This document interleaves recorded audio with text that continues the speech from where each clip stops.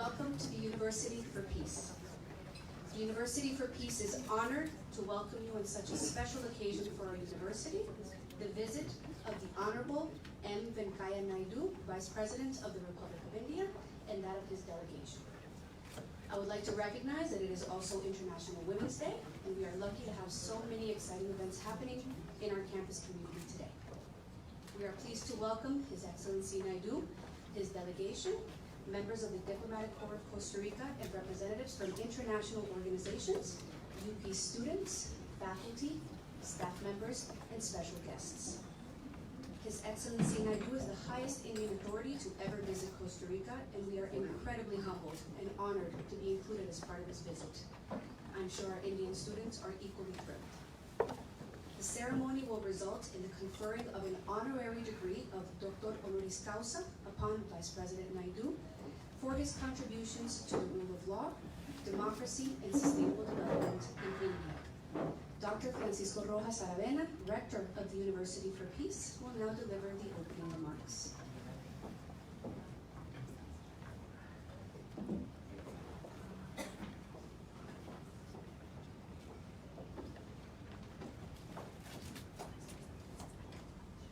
Good morning. Welcome, Excellency Naidu, to the University for Peace. Namaste. Welcome the members of the Indian delegation. Welcome Lorena Aguilar, Minister of Foreign Affairs. Welcome members of the Diplomatic Corps and representative of international organizations. Welcome Mr. Narinder Kakar, UP's representative in New York. Welcome Mihir Kanade, academic coordinator and academic dean.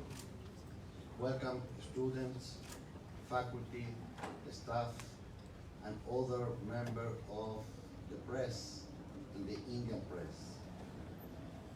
Today commemorate the International Women's Day as established by the United Nations. International Women's Day is celebrated in many countries around the world. It's a day when the women are recognized for their achievement without regard to division, whether national, ethnic, linguistic, cultural, economic, or political. The UN commemorates the International Women's Day since 1975. Since those early years, International Day has assumed a new global dimension for women in developed and developing countries alike.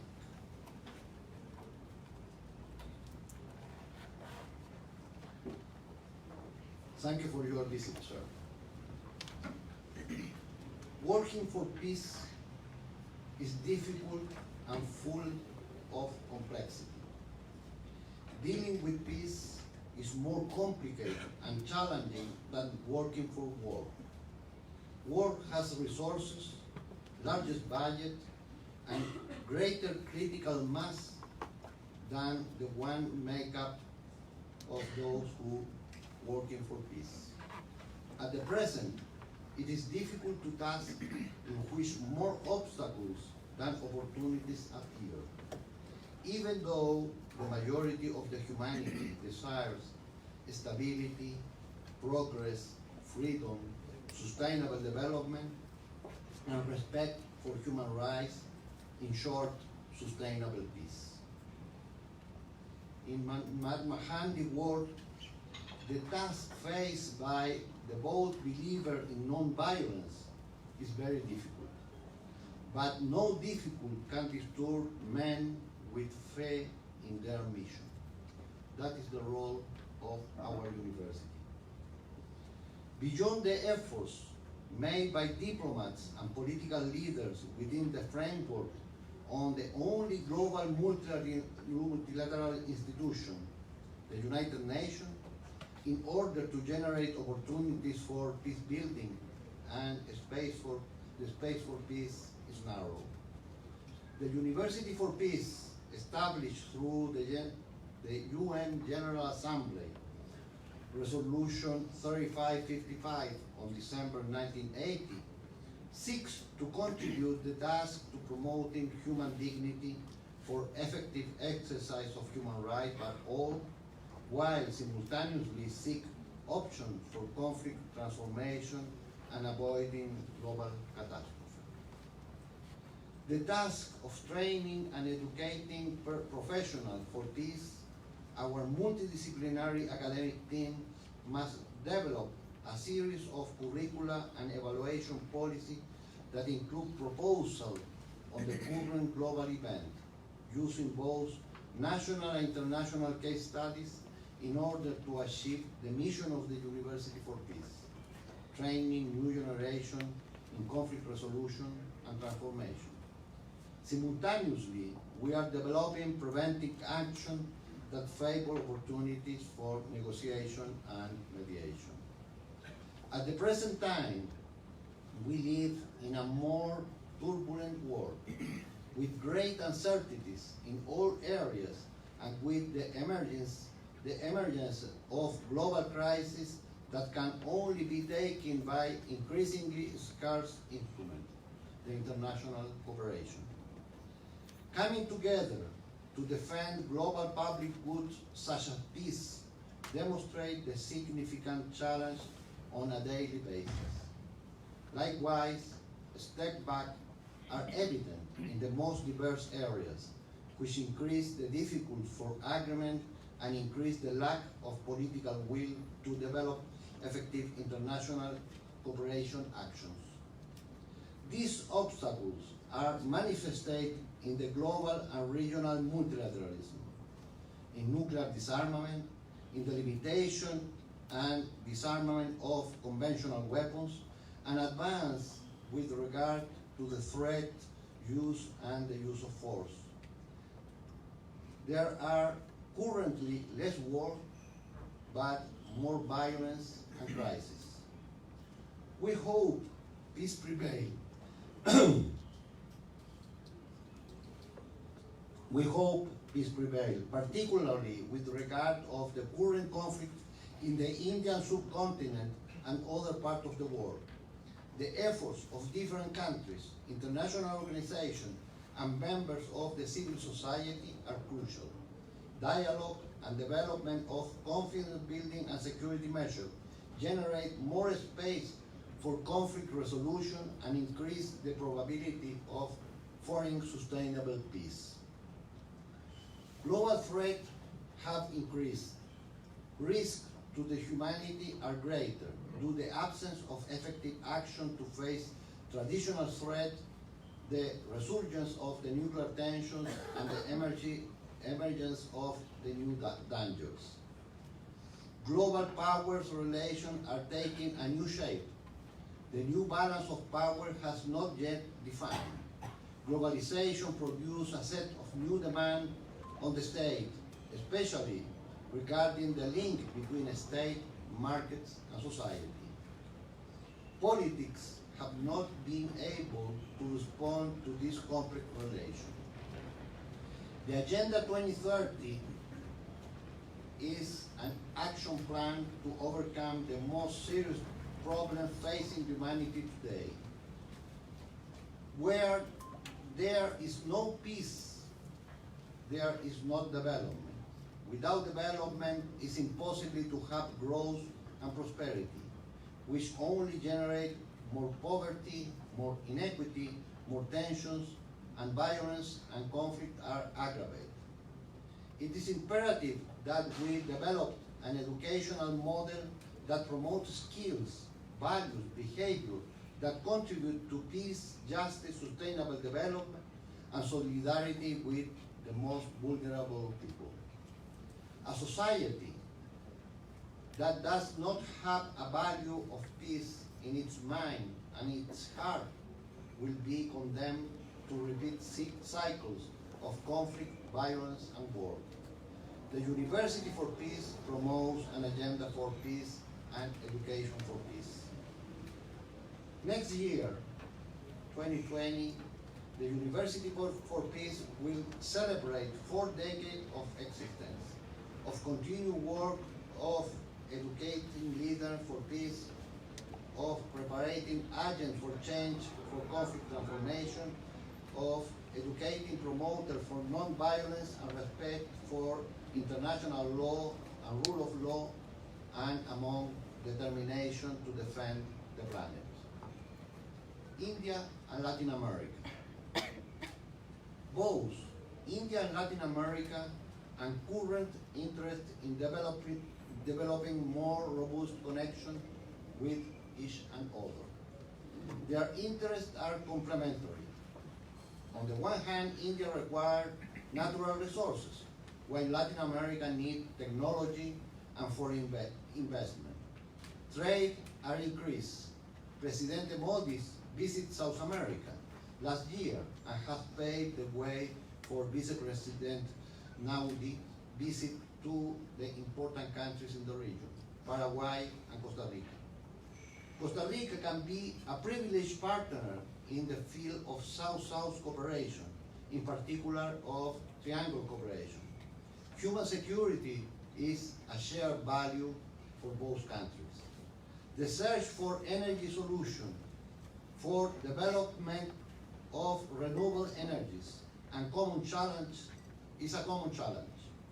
Similarly, we can highlight food security as a shared concern. India has the longest democratic tradition in Asia, and Costa Rica in Latin America. The strength of the democracy has allowed both countries to prosper. Currently, they are looking for a new way to achieve sustainable development in the context of the interdependence and the globalization. Goals such as decarbonization and implement of effective policy on climate change place both countries within the common line of actions. In recent years, particularly under the leadership of President Modi and Vice President Naudi, India has action. This type of cooperation seeks in strengthening through mutual benefit and consultation to define priorities, way of application in order to create new opportunities and capacities for cooperation between countries. Similarly, triangle cooperation favors action in countries with less democratic, technological, and other development. And in this is where the synergy between a small country like Costa Rica and a larger subcontinent such India can generate joint actions. Excellence. Now, in the context of the South-South cooperation and India cooperation with the world, from the standpoint of the University for Peace, we estimate that the creation of a scholarship program from India, Jews and all those Indian descendants currently living in the Caribbean and in other countries became significant instruments for global cooperation, peace, and sustainable development. Similarly, the creation of the Gandhi Chair in the peace will be and became a point of reflection of culture of peace, non-violence, and will promote better conditions for conflict resolution, transformation in different levels. Also, we could organize a yearly seminar referred to this. We are honored, sir, to give the doctoral degree for your task, your work on the rule of law, the sustainable peace, and the democracy in your country. We think this honorary degree contributes in a more global view of democracy. And I like to finish to remember Mahatma Gandhi on words. The future depends on what we do in the present. For that reason, we say, if we want peace, we must work for peace. Thank you, sir.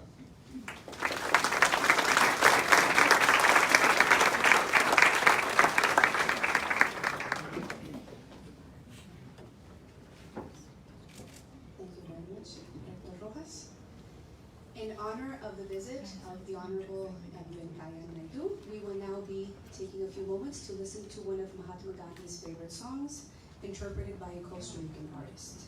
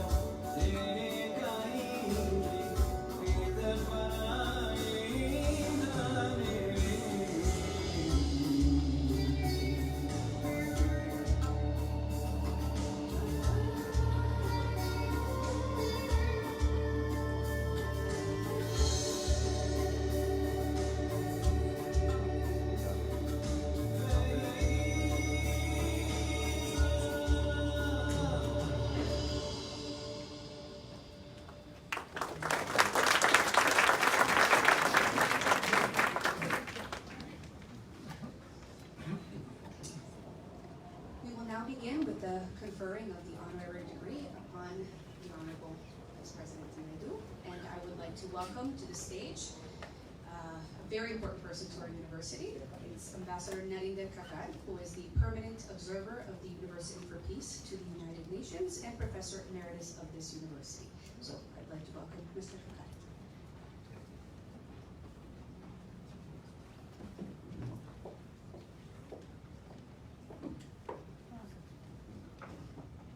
Good morning.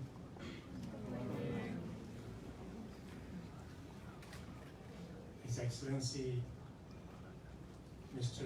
Mapavarapu Venkaiah Naidu, Honorable Vice President of the Republic of India, Her Excellency Madame Lorena Atala, Minister of Foreign Affairs of Costa Rica, His Excellency Mr. Alphonse Kanantanan, Union Minister of State for Culture and Tourism of the Republic of India, His Excellency Mr. Ravi Thakur, Ambassador of India to Panama, Costa Rica and Nicaragua, His Excellency Mr. Ram Kumar Kashyap, Member of the Indian Parliament in the Upper House, Rajya Sabha, respected ambassadors and members of the diplomatic corps, members of the delegation of the Republic of India, invited guests, including members of the Costa Rica India Association, students, faculty, and staff of Honoris. It's a great honor for us to extend a very warm welcome to Honorable Loppa Varapu Venkaiah Naidu, Vice President of the Republic of India, and the Chairman of the Rajya Sabha, the upper house of the Indian Parliament. It is indeed a great honor for us to welcome Honorable Venkaiah Naidu, representing as he does a great country like the Republic of India, the world's largest democracy, a country that has given us leaders like Mohandas Karamchand Gandhi, popularly known as Mahatma Gandhi, for spearheading a non-violent movement for the independence of India, and who inspired movements around the world for civil rights and freedom across the world. It is also noteworthy that Honorable Venkaiah Naidu is representing a country, the constitution of which ensures that the country is governed by the rule of law. The constitution is the supreme power in the land, and the legislative and the executive derive their authority from it. Honorable Venkaiah Naidu has had an illustrious career in public service and in pursuing social causes related to the welfare of the people. Both as a student leader and a political figure, Honorable Naidu vigorously championed the cause of the farmers and the development of backward areas. His political activism for social causes propelled him to be elected as a member of the Legislative Assembly of the state of Andhra Pradesh twice, in 1978 and 1983. He rose to become the most popular political leader one of the most popular leaders in Andhra Pradesh. Subsequently, he was elected as a member of the Rajya Sabha, the upper house of parliament, twice, in 2004 and 2010. Honorable Venkaiah Naidu became the Union Cabinet Minister for Rural Development in 2000 and served until June 2002. During his tenure, he aggressively pursued introduction of reforms for rural development and for the many schemes introduced during this period, such as the Pradhan Mantri Gram Sadak Yojana, that is Prime Minister's plan for providing access to economic and social services to rural areas by providing connectivity through roads. Honorable Venkaiah Naidu again served as Minister for Urban Development and Parliamentary Affairs in the central government from May 2014 to July 2017, during which period he also held the portfolio of Minister of Information and Broadcasting from July 2016 to July 2017, and as the Minister of Parliamentary Affairs from May 2014 to July 2016. In 2017, of course, he was elected as the Vice President of the Republic of India. Honorable Venkaiah Naidu has been interested in politics since his childhood.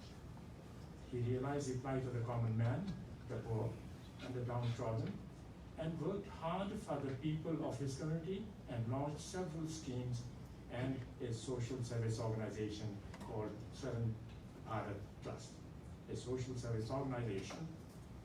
The trust runs a school for poor, orphan, and special needs children and imparts self-employment training programs, especially for women and youth, to serve the poor and the downtrodden in his hometown of Kannur. Honorable Venkaiah Naidu has also been supportive of the principle of sustainable development, which has, in the present day context, become considerably important since the development of the 2030 Agenda for Sustainable Development. Sustainable development, as we know, provides a broad framework for pursuing development in a manner that is sustainable. Sustainable development, how do we describe that, if I may just take a few seconds? Sustainable development is development that meets the needs of the present without compromising the ability of future generations to meet their needs. Just last week, actually, while inaugurating the World Sustainable Development Summit at the Energy Research Institute in New Delhi, Honorable Venkaiah Naidu elaborated on the many facets of sustainable development, like inclusive development, inclusive from different angles, sustainable mobility and urbanization, energy security, waste management, and green revolution. The focus on women's empowerment was especially stressed. We need nature and culture for a better future, he emphasized. Vice President Venkaiah Naidu also has been concerned about discrimination on the basis of caste, religion, and gender in certain parts of the country, and urged the younger generation to work towards the eradication of such social evils. He has emphasized that equity be safeguarded and promoted in higher education, besides ensuring inclusion of women, minorities, and differently abled persons, providing them a barrier-free higher education environment. He said education was not only for employment, but for enlightenment, enhancement of knowledge, and empowerment. Education should aim at the holistic development of all faculties. And I repeat, education should aim at the holistic development of all faculties, head, hand, and heart. It should provide the knowledge, skills, and attitude required for the 21st century, he emphasized. Highlighting the importance of research and development, Honorable Naidu said, we should strive to create an enabling atmosphere in higher education to promote research and innovations. Education would flourish only when all those with a stake in its success work together. He urged civil society groups, community organizations, parents, and teachers associations, professional bodies, women and youth groups to work together to strengthen education. By 2004, he had set up hundreds of thousands of women's self-help groups. During his tenure, he has launched several schemes and reforms for the development of the rural class. Pradhan Mantri Gram Sadak Yojana that I mentioned a little while ago was one such scheme in which he also tried to involve multinational companies in rural development activities. Honorable Venkaiah Naidu's accomplishments are so numerous that it will take hours to recount them. Nevertheless, recognizing his services to social causes, especially in the service of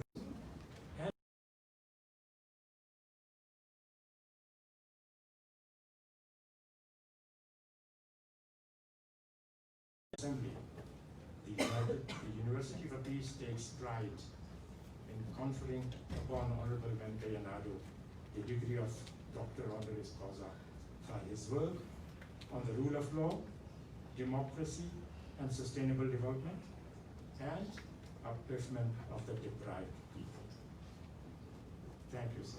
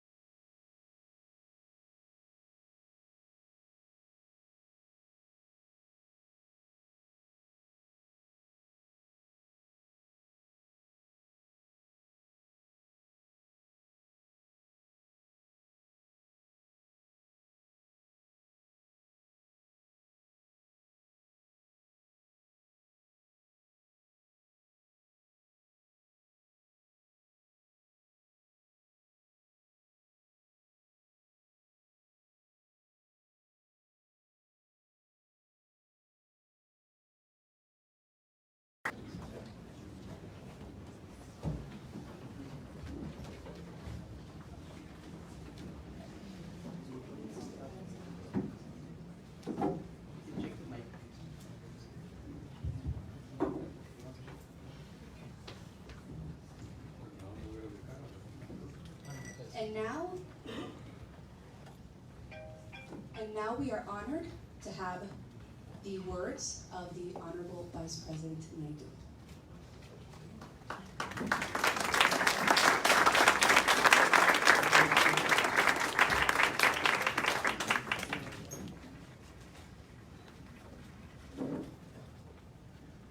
Distinguished Dean of the University,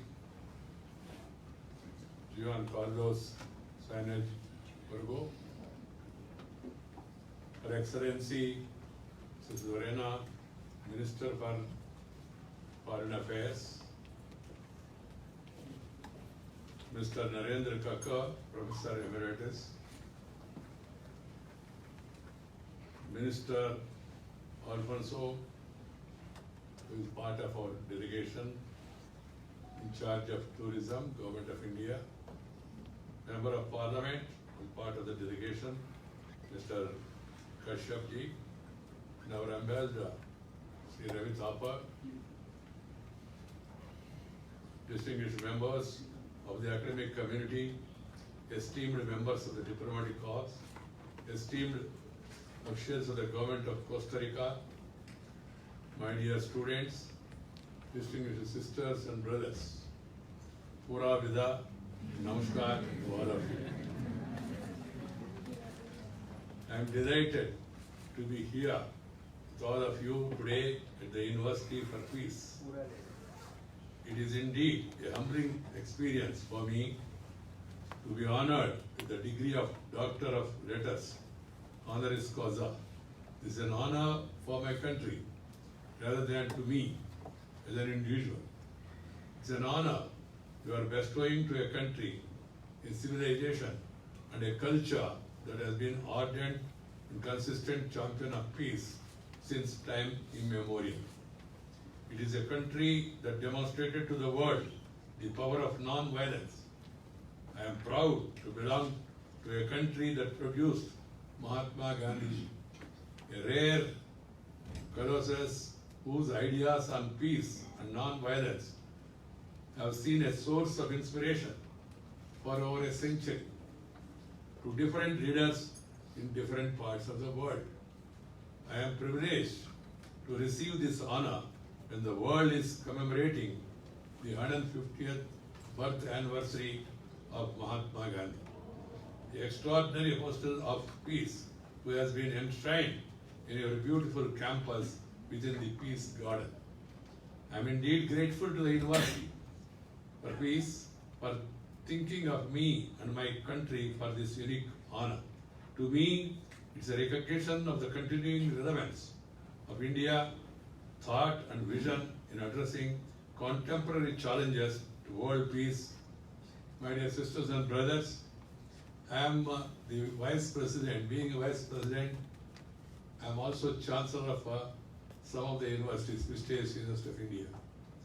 And also being in public life for more than 40 years, number of other institutions and universities have offered to confer the honorary doctorate to me. But I politely refuse, saying that I don't like such titles to be given to me as long as I am still active in public life. But this honor, which the university is bestowing to me, I have accepted it without any hesitation. The reason being, this is a university set up by the United Nations. And secondly, the award is for promoting peace, strengthening democracy, and also empowering the underprivileged people. This is what we are doing in India.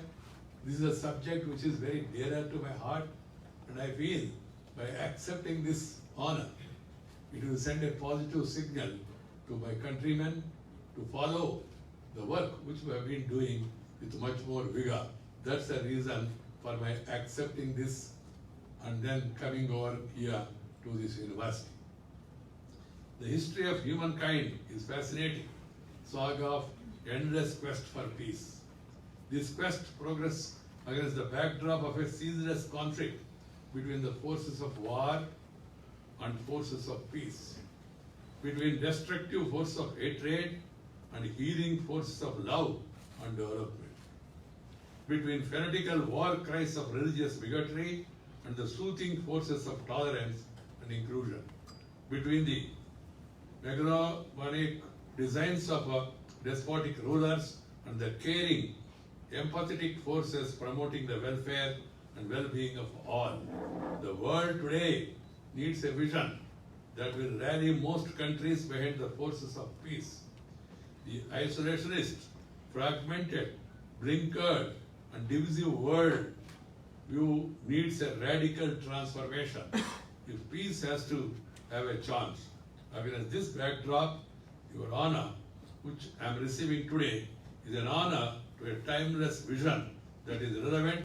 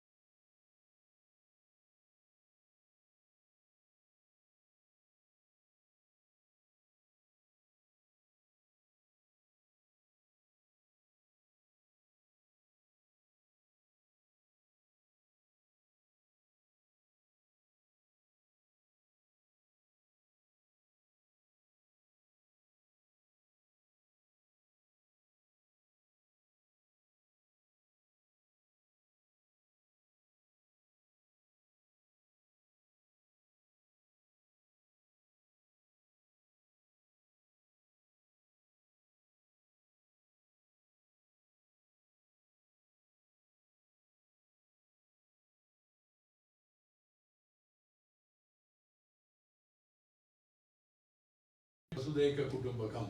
The entire world, universe, is one family. We must all live together, live in harmony. Sarve jana sukhino bhavantu. All people should be happy and prosperous. That is the philosophy.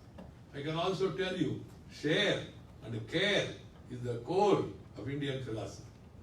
Share and care.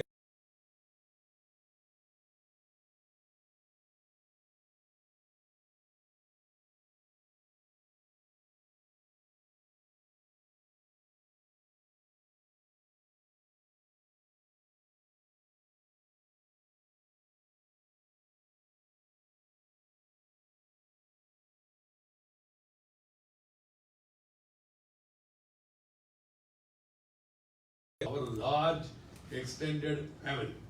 The ability to appreciate and celebrate the fascinating diversity in thoughts, languages, cultures, and religious beliefs is the foundation of the ability to live together. Peace begins with our search for the common bonds that unite us rather than and we look for and accentuate the differences. The second useful thought process is the ability to see divinity in every human being. One of the ancient Indian philosophic texts, Ishavasya Upanishad, says, quote, every living being in this universe has the same divinity within it.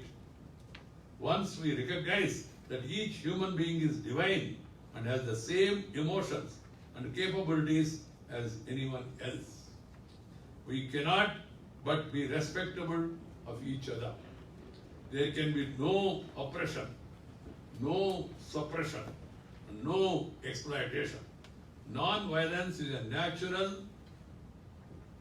concomitant corollary to this worldview.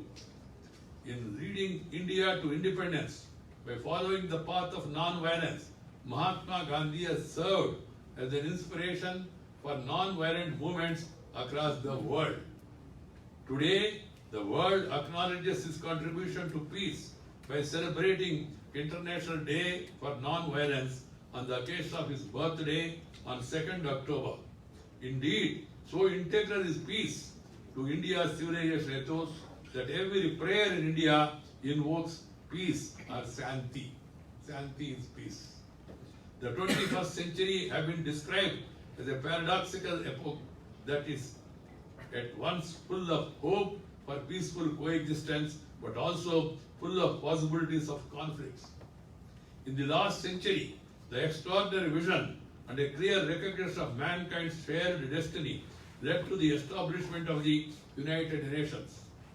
And after 7 decades, it continues to represent mankind's collective dream of peace. However, that collective dream of the United Nations is today threatened by diverse forces of disruption. As the world becomes more and more globalized, as we are living in an era of LPG, liberalization, privatization, globalization, and grows in it due to the forces of trade, commerce, and information technology, the threats to global peace have also become more pervasive. Terrorism is the biggest scourge of our lives. It, along with threats like climate change, public health epidemics, do not follow the contours of political borders. In such circumstances, the United Nations, international cooperation, and the member states acting in the spirit of cooperation are the only means of effectively facing these challenges. UN itself would need to be strengthened. An expansion of the United Nations Security Council, which should include India, a country with 1/6 of humanity and the fastest growing large economy, will make it more representative and more effective. Even as we in India celebrate 150th anniversary of Mahatma Gandhi, Mahatma we call, or the great soul, we continue to bear the impact of the most serious challenge to world peace. Terrorism has resulted in loss of lives of many innocent people. It has disrupted day-to-day living in so many parts of the world. Radicalization on the basis of religion is gaining ground. Indeed, terrorism is actually a struggle between the values of humanism and acts of inhumanity and madness. It is a menacing threat to humanity that raises its ugly head and leaves a trail of destruction wherever it strikes. We must combat it with all the collective might. Its unholy nexus with the illicit financial and arms flows must be severed. As one of the most diverse nations of the world, the people of India have practiced the concept of peace and harmonious coexistence for thousands of years. But India has also suffered the pain of cross-border strife. Our endeavor towards peaceful development has only too often been derailed by cross-border terrorism. Terror has no religion. It has no caste. It's an enemy of humanity. It should be curbed, and we all should join together. Simultaneously, concerted action has to be taken to correct the distorted versions of religious interpretation, as some people are trying to misuse religion to further their cause of mindless terror and violence. We must build a larger collective effort to present a worldview drawn from all the major faiths to encourage a greater understanding of the essential tenets that promote peace. These messages of peace need to reach wider audience. the universal message of Hinduism with the overreaching themes of universal brotherhood and peaceful coexistence have been cited earlier by me, Vasudhaiva Kutumbakam, the concept. In addition, greater emphasis should be given to the paths of peace of Holy Quran, which show that God abhors any disturbance of peace, very categorically said, and that God grants to the non-violent what He does not grant to the violent. Focus should be on Christian teachings like blessed are the peacemakers, for those promote peace. This is a quotation. God wants us to live in harmony with one another. And God is not a God of disorder, but of peace. And then if you move to Buddhism, Jainism, they have non-violence as the basic articles of faith. These values and percepts have to be woven into the educational system, and interfaith understanding should be further enriched. This misinterpretation, misuse of religion, it has to be exposed, it has to be condemned. The people who are using it, they should be isolated and acted upon. That is the need of the hour. What is happening? These people may be small in number, but they create bigger nuisance, and they create controversies, and they create artificial barriers. And the silent majority, I'm not talking majority in terms of a particular community, silent majority of the people, they are feeling sorry for what is happening. But the violent minority of such groups, they are reacting in such a manner to destroy peace and order in the society, in the country, and in the world. So it is the duty of all citizens to stand united, speak in one voice, act together, and take steps to see that these forces of distortion, these forces of negativism, these forces of division, they are curbed, they are isolated. That is the duty. And education, which is the foundation for our younger generation, must consist proper conveying of the messages of all religions, the essence of all religions. And every religion preaches peace, brotherhood, love, affection. This is what is required. And the culture of the world, of the humanity, including Indian culture, culture is a way of life. Religion is a way of worship. The way of life, we should all focus on that. That is taking care of others, thinking about others, expressing concern and acting for the welfare of others. That is the need of the hour. These values and percepts has to be woven into education system, and interfaith understanding should be further enriched. Another challenge to world peace is that of climate change.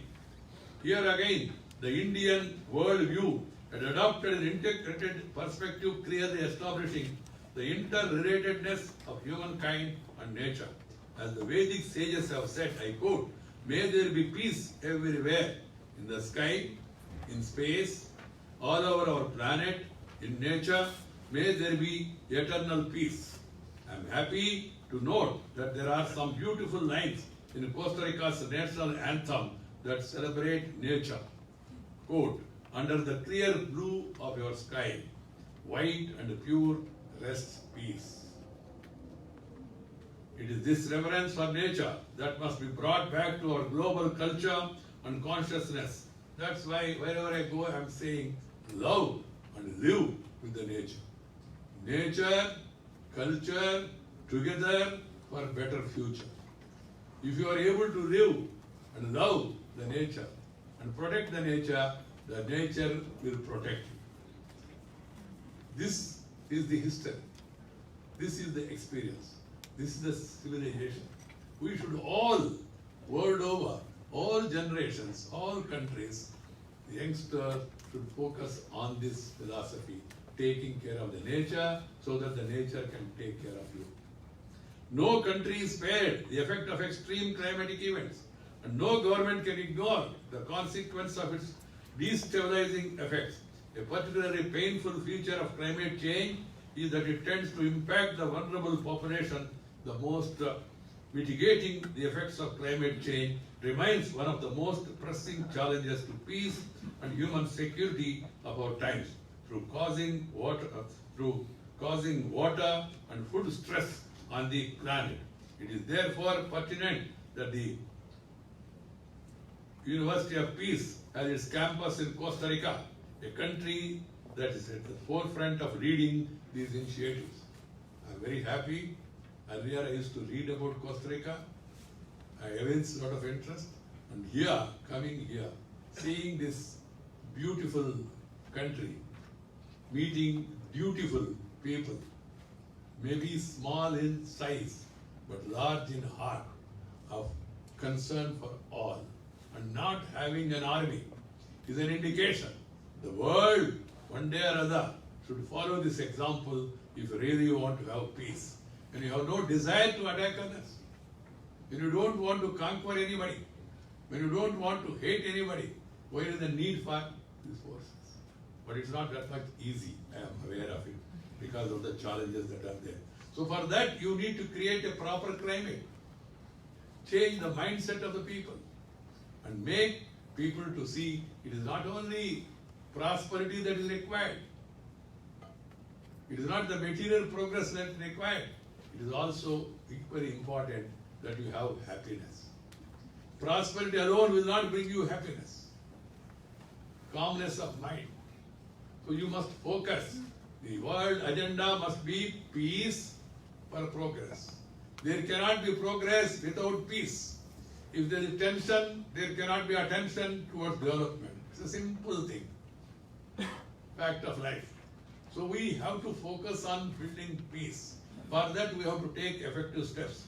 India, despite having a historically low carbon footprint, has been playing an active role in the global fight against climate change.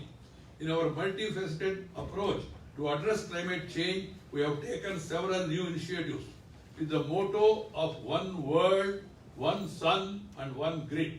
India's Prime Minister, Sri Narendra Bhai Modi, has launched in collaboration with the French government the International Solar Alliance, ISA, which is partnership of 120 like-minded countries, aims to mobilize investments of US $1 trillion for installing 1,000 gigawatt solar plants worldwide by 2030.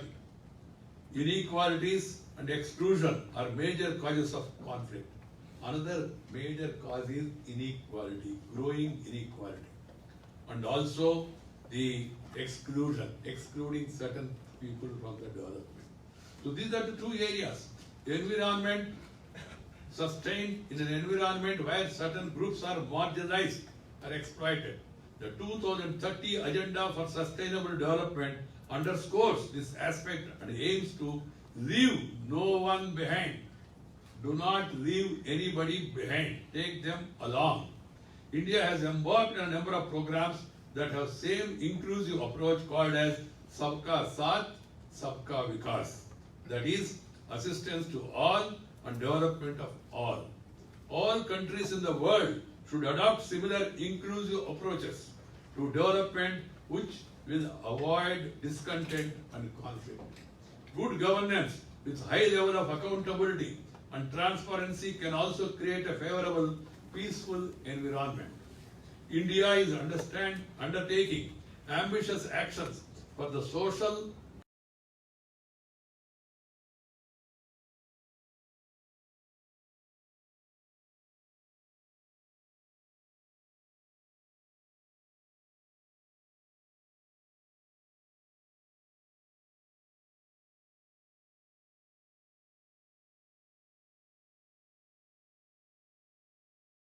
education and empowerment in their developmental architecture. Empowering women to actively participate in a national development has been a key cornerstone of our policy.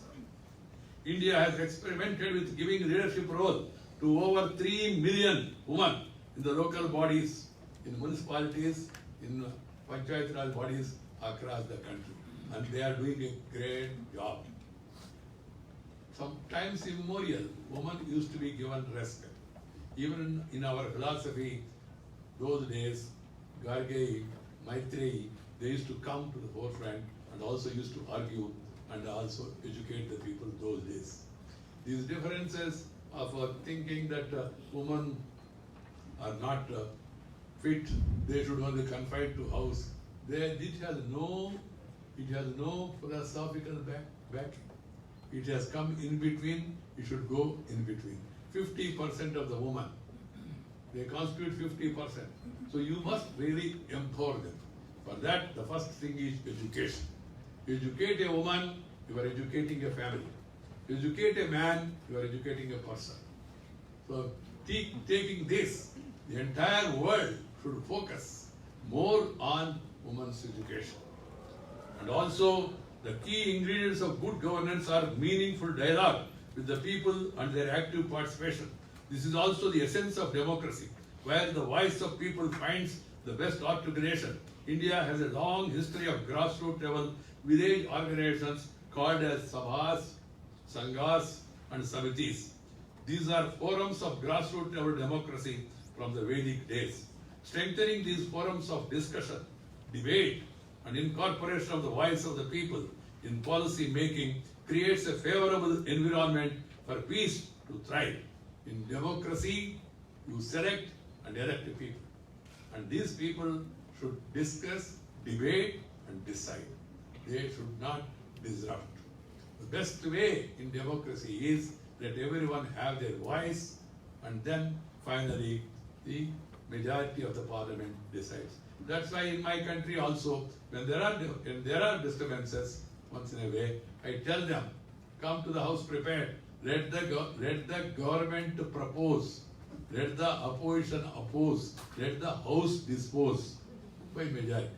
That is the essence of democracy. There is no other method than democracy to provide governance to the people. That has been tested. Enforcing the rule of law, creating speedy, objective systems of judicial redressal can enhance public satisfaction and reduce conflicts. Credible elections can reinforce the faith of the public at large in democratic institutions and convince them that the ballot is more powerful than bullet. You can unseat any powerful ruler. In a democracy, simply, secretly, silently, you can change the leadership. That is the beauty of democracy. Peace is an integral part of the world we all want. As the world community resolved while formulating its goals for 2013, I quote, "We are determined to foster peaceful, just, and inclusive societies which are free from fear and violence. There can be no sustainable development without peace, and no peace without sustainable development. Peace is not merely absence of conflict, but a positive state of well-being in which each individual in society can feel free to grow and access opportunities equitably, where justice is dispensed without fear or favor, where the rule of law prevails, where there is no discrimination on any basis, where national fervor and international cooperation coexist." This is one area where we have to focus our attention. There's a debate going on about nationalism versus internationalism. There's nothing like that. National fervor, taking care of your own nation, and then international cooperation and coexistence. They must go together. Where force is used only to defend, not to attack. Force is used only to defend, not to attack. And the focus of the polity is on improving the quality of people's life. Science, technology, advancement, so-called development. Because what is the purpose? Is making the people's life more comfortable. People be provided with more peace, tranquility, and also happiness. That should be the aim of any reforms. Peace, therefore, is synonymous with development and civilized existence. It is a basic prerequisite for progress. The world should focus on reducing the income inequalities and should ensure that persistent developmental challenges like illiteracy, malnutrition, hunger, and poverty are adequately addressed. We should aim at creating a world where every person has equal opportunities to succeed, to make progress and lead a happy life. I'm happy to note that since its inception in 1980, this university is a strong global knowledge player with a long history of learning. India is proud of its growing association with the University of Peace, especially through this university's India initiative. I have a fervent hope that your efforts in the university will trigger a thought process which will result in tangible action to promote peace in the world. It has to be a two-pronged approach. The first component should be collectively combating the forces of hatred, violence, terrorism, and organized crime. Simultaneously, we should focus on strengthening democratic institutions, promoting the rule of law, strengthening the delivery system, resolutely reinforcing just and inclusive governance, and implement an inclusive sustainable development agenda. India, as usual, would be happy to be in the vanguard of this movement, I can assure you on behalf of my country. My dear brothers and sisters, I would like to conclude with a hymn from the ancient Indian literature that could illuminate the world's future pathways to peace. Om Sahana Bhavatu Sahanau Bhunaktu Sah Viryam Karavavahai Tejasvina Vadhi Tamastu Ma Vidvishavahai Om Santi Santi Santi. That means let us work together, dine together. Let us acquire the competence and the confidence to grow together. Let us not hate each other for any reason. Let there be peace with each one of us and peace all around us. That is the meaning of this sloka, which has been there from times immemorial. So let us all follow the path of peace, take the universe, the world, towards more development and harmony. Let us all live together harmoniously, happily. That should be our agenda. The world should move in that direction. This institution, started by United Nations, is a pioneering institution, and then this message should go across the globe. I was so happy to know that there is a university for peace. And in fact, I feel in every university of the world, there has to be a chapter and there has to be a course about the peace. And I hope that this piece of my advice about the peace will be remembered by all, and every country, every university will take lead in taking such initiatives. I will go back to India with this message that this university, which is working among the younger generation to create peace in the world, needs to be really not only appreciated but also to be strengthened. I would like to compliment the United Nations for taking this initiative, and I would like to compliment the management, the rector, and the other people here who are all responsible for maintaining this university, imparting training and teaching to the younger generation. I hope the products of this university, the younger generation, you are the hope of the future. You all take the message seriously and try to spread it across the globe wherever you go. Thank you very much. Namaskar. Jai Hind.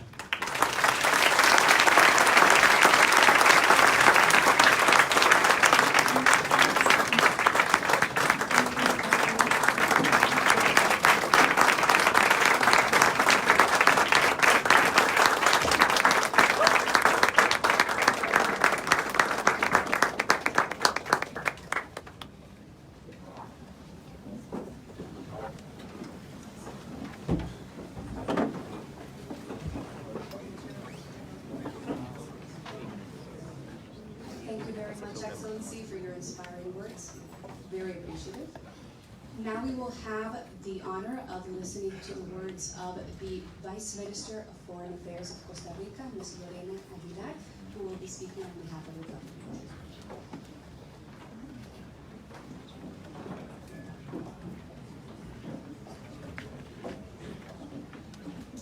Buenos dias. First of all, happy Women's Day.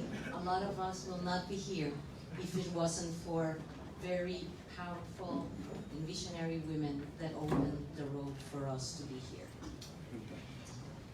Your Excellency, Mr. Benjamin Naidu, Vice President of India, Honorable Mr. Francisco Rojas Averana, Rector of the University for Peace, Excellency Mr. Alphonse Kanthanam, Minister of Culture and Tourism of India, Excellency Mr. Ramu Kumar Kashrap, Member of the Parliament, Excellency Mr. Ravi Thapar, Ambassador of India to Costa Rica and Nicaragua, Your Excellency Mrs. Thakur Singh, Vice Minister of Foreign Affairs, Honorable Mr. Narendra Kekar, Observer Permanent of UPeace, United Nations, and a long, long friend. Señoras y señores y ministros del gobierno, señoras y señores representantes de los supremos poderes de Costa Rica, excelentísimos señoras y señores embajadores y jefes de misión acreditados ante el gobierno de Costa Rica, altas autoridades del gobierno, honorable delegation from the Republic of India, estudiantes y académicos de la Universidad para la Paz, estimados invitados especiales. It is an honor to be able to conclude today's event by first thanking Mr. Francisco Rojas Averana, Dean of the University for Peace, for the invitation to listen to the discourse of His Excellency Mr. Benjamin Naidu, Vice President of India, of the various challenges of contemporary times the world peace is confronted with. These invaluable insights, and above all, the vision of great Asian power on this topic, will definitely enrich the academic and diplomatic debate. These both are of vital importance for foreign relations and their projection in today's world that encounters itself in an intersection of difficulties that can be transformed into opportunities. I am convinced that his experience as the former Minister for the Alleviation of Human Poverty and now as the Vice President of the most populated democracy in the world has contributed, sensitizing him to peace and broadening his vision on the tight relationship it has with indigenous. Erasmus of Rotterdam concluded that the most disadvantaged peace is better than the more just war. Therefore, the dialogue and the will of nations are the ones that lead us toward sustainable peace, as disadvantageous as it may seem. Thank you very much, Vice President Naidu, for honoring us with your visit and with your knowledge that you have shared with us today. From the Ministry of Foreign Affairs of Costa Rica, we observe with concern at the arms race that seems to occur increasingly in some of the world's hotspots. I do not think it is a coincidence that it's taking place after the worst economic crisis that the world economy has witnessed since the Great Depression of 1929. Entire regions of the planet are still struggling efforts to overcome the impacts of this greater crisis, where less favored populations struggle daily to make a living, some of them under $1 a day, pushing politicians to offer solutions as rapidly as possible. We see also how these nations' pressures overflow the borders and had adversely reached the threshold of an international conflict. On the other hand, more contradictorily, we also recognize that globally there has been so much wealth as there is today. Actually, I was reading today in the newspaper a car that cost €11.8 million.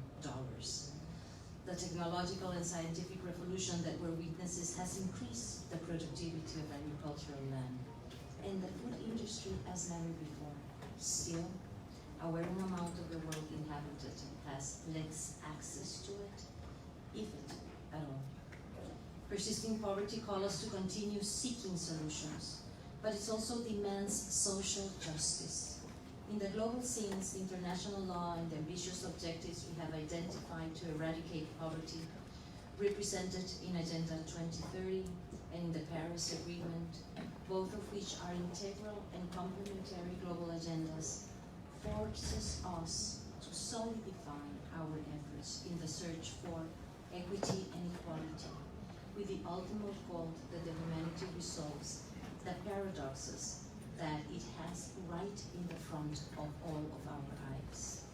And here, in this institution, people aspire to find formulas that continue leading us on paths of international harmony, not forgetting the interlinkages between poverty and the absence of peace.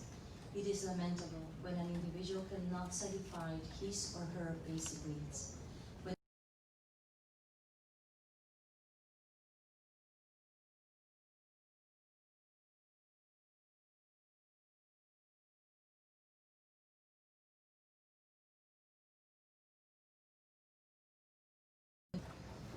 This is why peace is not only the absence of war, but also the absence of insatiable needs.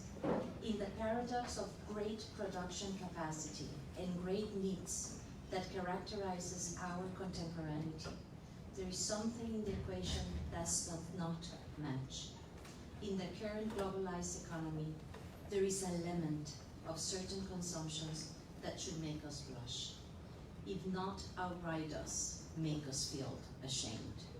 We cannot think about constructing a sustainable culture of peace when there is a lack of rice or bread on the table, no roofs, no shelters, or clothes to cover their bodies.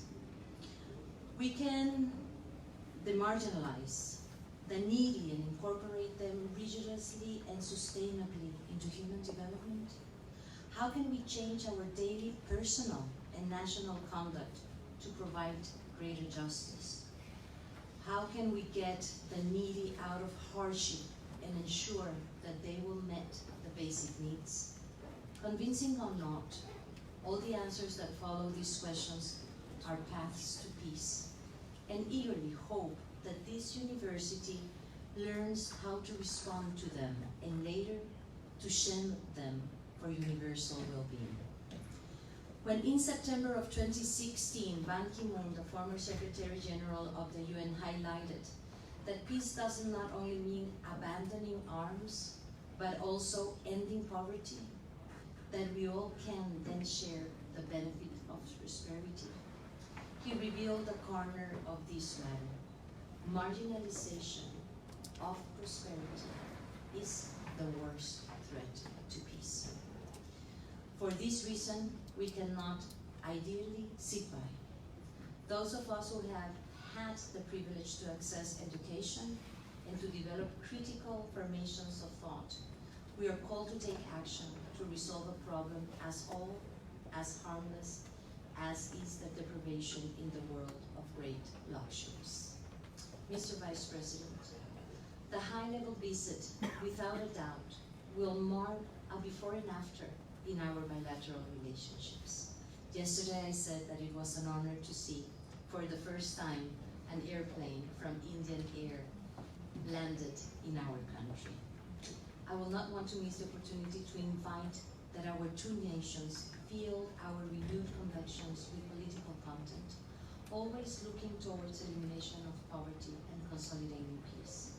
And that we do it together in multilateral forums, advocating the strengthening of international law, that it is a binding framework for the undertaking of nations, and that we strive towards the peaceful coexistence that Mahatma Gandhi inspires in us, and that good this university does in honoring it.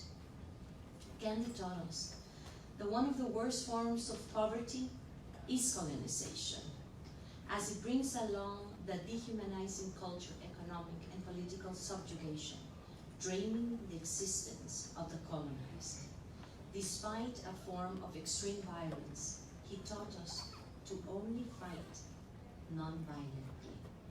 The persistent silence of the silent prayer of a whole nation was stronger than the most perverted army ready to invade, as it can be to combat the more fugitive forms of colonizations of the present day, sometimes more difficult to distinguish. Among his many teachings, perhaps the most valuable treasure was to indicate to us that peace is the way, that it is what I want to highlight today in this place of encounter and of emblem reflections called the UPeace, or UPAS as we say it in Spanish. The University of Peace, so that we learn from the past for not to be repeated. We cannot make the same mistakes. That progress and civilization do not mean imposition, but understanding, respect, and cooperation. I hope we can continue together, Mr. Vice President, to walk along that long and fruitful path of peace. Muchas gracias. Thank you.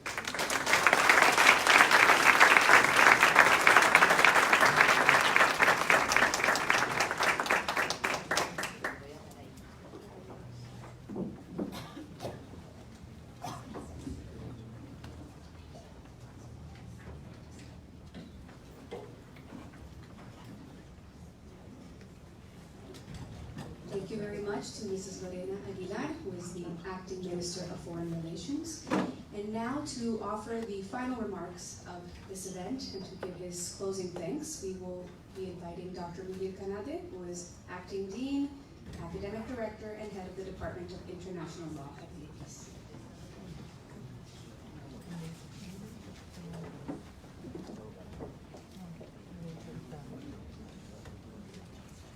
His Excellency Shri M. Venkaiah Naidu, Honorable Vice President of the Republic of India, Her Excellency Ms. Lorena Aguilar, Vice Minister of Foreign Affairs of Costa Rica, His Excellency Mr. Alphonse, Union Minister of State for Culture and Tourism of the Republic of India, our very good friend and His Excellency Mr. Ravi Thapar, Ambassador of India to Panama, Costa Rica and Nicaragua, His Excellency Mr. Ram Kumar Kashyap, Member of the Indian Parliament in the Rajya Sabha, His Excellency Ambassador Narendra Kakar, Permanent Observer of UPeace to the United Nations and Professor Emeritus, respected ambassadors and members of the Diplomatic Corps, members of the delegation of the Republic of India, invited guests, and particularly the members of the Costa Rica-India Association, students, faculty, and staff. Namaste. Let me at the outset also wish all the wonderful women and men in this room on the occasion of International Women's Day. On behalf of the entire University for Peace community, I would like to express our great pleasure and gratitude to His Excellency Shri M. Venkaiah Naidu, Honorable Vice President of the Republic of India, for this visit to UPeace headquarters. We are equally delighted, sir, that this occasion marks the conferral of the title of Doctor Honoris Causa to His Excellency. As has been pointed out, his leadership in promoting the rule of law, democracy, and sustainable development in India has been nothing short of exemplary. We are truly honored to recognize your immense contributions to the new millennium India through the conferral of this honorary doctorate. Your Excellency, this is particularly a proud and happy moment for me and the Indian community within UPeace and the United Nations system. So I speak not only in my capacity as the Dean ad interim and the Academic Director of UPeace, but also as an Indian faculty member who is convinced of the immense role that the Government of India can play in promoting and contributing to the unique mission of UPeace, which in fact, as you've rightly pointed out, India was very instrumental in designing. As you have been made aware, UPeace has a dual character, which is one of its kind in the entire world. On the one hand, it is an international treaty body. India is a founding member of UPeace, having acceded to the international agreement establishing the University for Peace on 3rd December 1981. At the same time, UPeace is also a university, having been uniquely mandated by the United Nations and its member states, prominently including India, to offer graduate and postgraduate degrees in fields converging around the theme of peace. Your Excellency, India enjoys a justly well-deserved place and growing importance in global affairs today, and indeed in the global efforts to achieve a peaceful world, a world dreamed of by Swami Vivekananda and Mahatma Gandhi, father figures not only for India, but for generations of young women and men around the planet. India is the largest democracy in the world and is a particularly key actor in global efforts for maintenance of international peace and security, including the significant contributions it makes to peacekeeping operations around the world by being one of the largest troop contributing countries. At the same time, the government of India has placed significant importance to higher education, a field that lies at the heart of the mandate of UPeace.